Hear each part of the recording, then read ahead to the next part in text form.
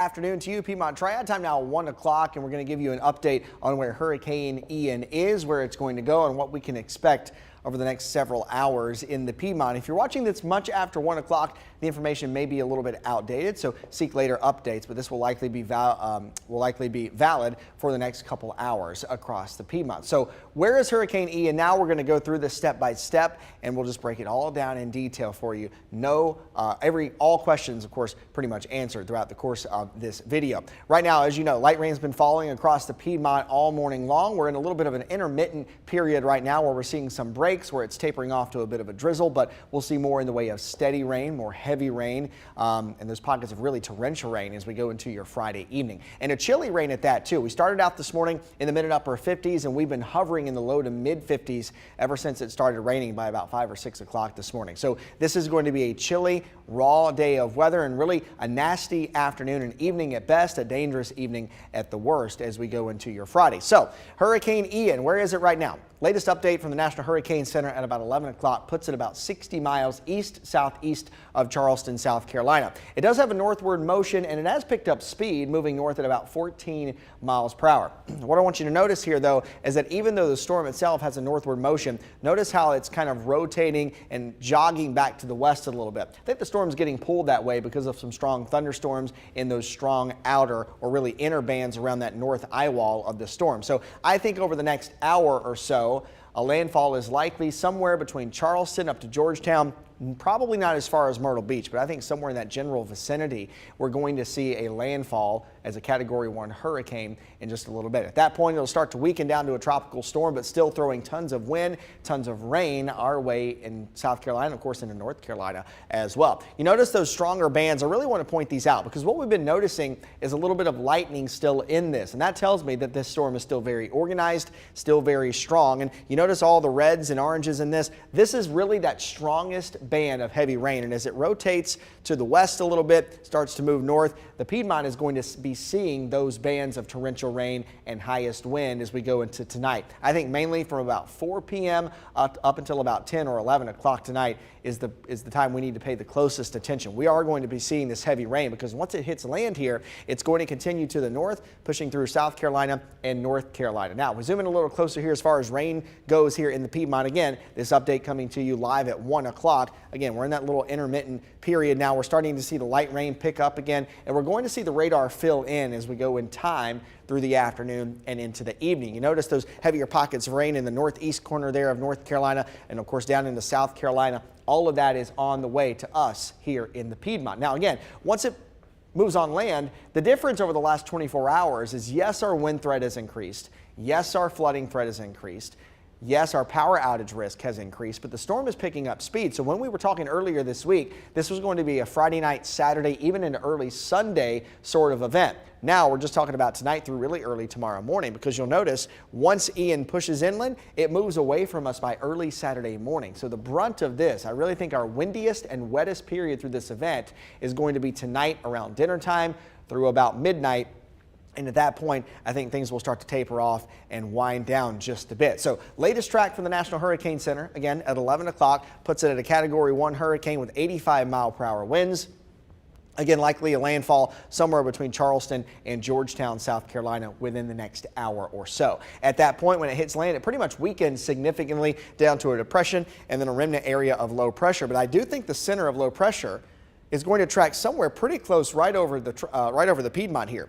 What that does is a very, very subtle change. But remember, we've been talking over the last week how the northeast side of that storm is going to be the strongest, right? That's where the heaviest rain is, where the strongest wind is. It's possible that as this tracks right over us, we may see a little bit of a decrease in our wind gusts. We may see 45 to 50 mile per hour wind gusts. Again, we're talking about splitting hairs here, so it wouldn't make a whole lot of difference, but every little bit helps. The lesser amount of wind we can get, the better off we're going to be in the tree down and power outage situation as we go into tonight. Of course, hurricane warnings issued for the coast of South Carolina, tropical storm warnings issued for the coast of North Carolina. A lot of confusion on that, and a lot of questions I've gotten this morning is, okay, well, since it's a hurricane, why are there tropical storm warnings in effect and only hurricane warnings for this portion of the coast?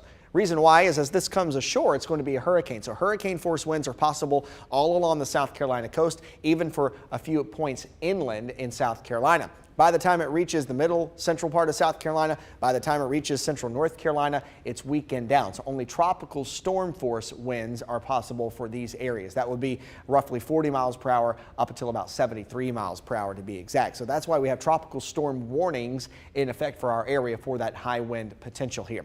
Also, storm surge is going to be an issue along the coast today too. You're already seeing that in pictures and video around the Cherry Grove area. We're seeing flooding of Pawleys Island. We're already seeing that storm surge really ramp up. Even in Myrtle Beach, pictures and video show the sea rising, and that storm surge is really just ocean water. It's got to go somewhere. As the storm pushes inland, it all gets pushed up against that storm and it rushes inland, which of course causes flooding concerns as well. So I'm concerned about those restaurants and popular spots along Oak Island that got flooded not long ago, starting to get flooded again today as Ian makes landfall. So 4 to 7 feet of storm surge possible in the Charleston area, a couple feet, maybe 3 to 5 feet of storm surge from the Grand Strand up to Wilmington, Oak Island, up to Wrightsville Beach as well, even up to the Outer Banks of North Carolina. That's possible as we go into this afternoon and into this evening. Winds currently gusting here at 1 o'clock around 25 to 30 miles per hour. So nothing crazy in the wind department just yet, but these winds again are really going to ramp up as we head toward the evening commute time frame, the dinner time frame. I really think that's going to be the worst of this system as it pushes through. And again, we could see gusts on the order of 40 to 50 miles per hour, and not just for one short amount of time. This will be few to several hours of wind gusts up to 50 miles per hour that are going to be possible. And as you know, that's going to be enough to bring down some trees around our area. After it rains for a while and saturates the ground, it makes it a little easier for those trees to fall. The one good thing we have going for us is that it hasn't rained in 2 weeks. It's very dry, so it'll take a little while to really get the ground saturated and loosen up those roots. But high wind gusts, 50 miles per hour, will easily bring down some trees and cause some scattered power outage issues across our area. As far as rainfall goes, kind of the same scenario here heading into the afternoon and into the evening. We really start to see those heavier bands of Ian push through the Piedmont. Again, that's why I think the evening commute time frame is going to be that time you really don't want to be out on the roads. Okay, I'd likely be where you're going to be and park it for the rest of the evening. It's a good night to stay in, watch a movie, maybe boil, maybe make a pot of chili, boil a pot of soup or anything like that, because it is really going to be some torrential rain through the evening hours up until about midnight, and then the system pulls away from us. So we'll start to see that rain tapering off. Notice the timestamp on this. This is just after 7 o'clock on your Saturday morning. So by sunrise, rain, the big deal, is moving away from us.